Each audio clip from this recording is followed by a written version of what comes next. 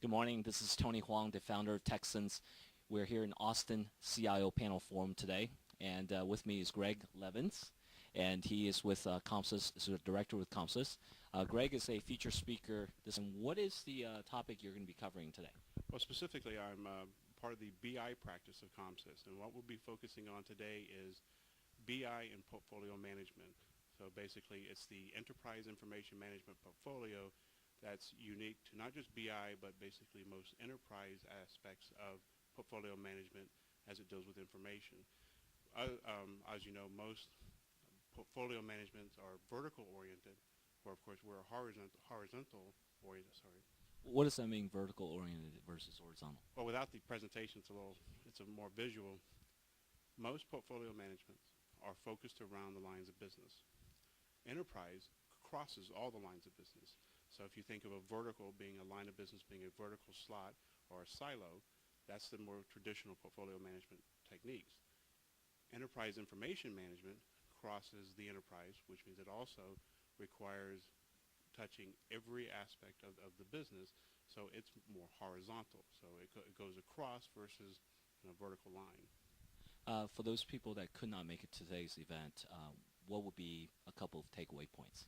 Well, basically, there's obviously benefits of portfolio management that are unique, that are true for all portfolio managements, and that is, you get to leverage business, you're managing the assets of the business.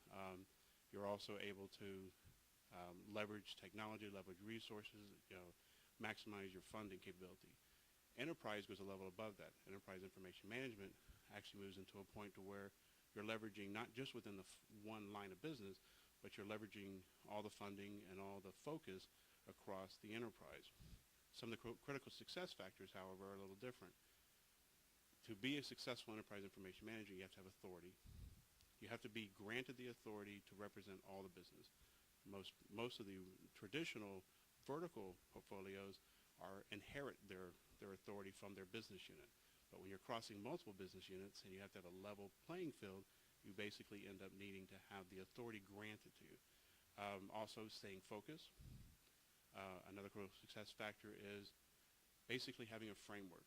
I mean, you have the traditional portfolio management lifecycle where you do your cost performance indicators, your schedule performance indicators, keeping track of what's going on within the portfolio. But from an enterprise viewpoint, you have to have a framework that encompasses not just a line of business, like I said, but across. And it means you may have to have unique skill sets, people who are enterprise analytics, enterprise data warehousing, which is a little different than more the traditional transactional type systems that you would be managing in a normal vertical portfolio. Definitely looking forward to your presentation also. Thank you, and also thanks for the warm-up for me. No problem. Thank you. Thanks.